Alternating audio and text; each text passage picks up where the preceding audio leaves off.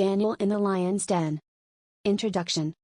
During the reign of King Darius, Daniel, a faithful servant of God, distinguished himself as one of the top administrators in the kingdom.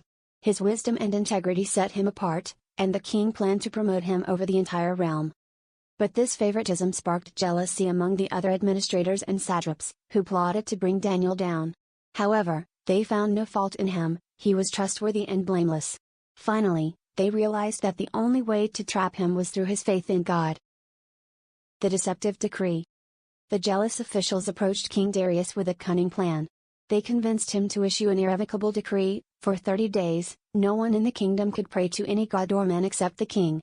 Violators would be thrown into the lion's den. Flattered by their proposal, Darius signed the decree, unaware of its true intent. Daniel's faithful prayer.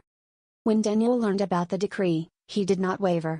3 times a day, as was his custom, he went to his upstairs room, opened his windows toward Jerusalem, and prayed to God, giving thanks and seeking his help. The officials, spying on Daniel, quickly reported him to the king. "Daniel, one of the exiles from Judah, pays no attention to you, O king, or to your decree," they accused. The king's dilemma. King Darius was distressed.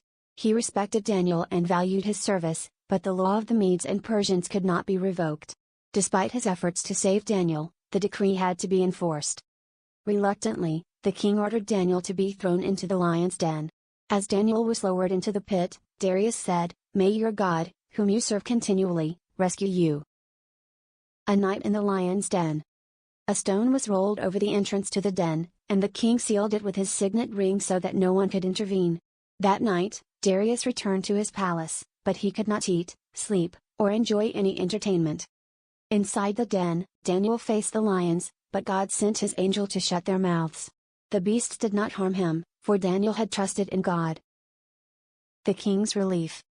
At dawn, King Darius hurried to the den and called out anxiously, "Daniel, servant of the living God, has your God, whom you serve continually, been able to rescue you from the lions?" Daniel replied, "O king, live forever.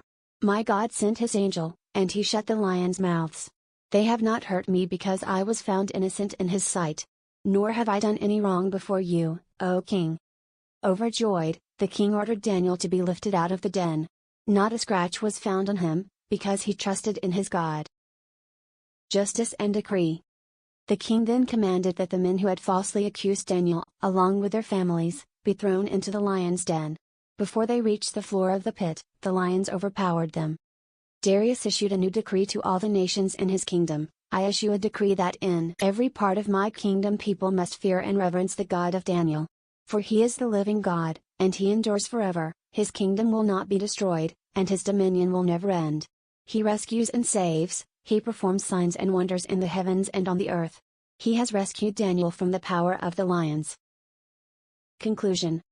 Daniel's unwavering faith in God's miraculous deliverance inspire us to trust in him, even when faced with impossible situations. God is faithful to those who remain faithful to him.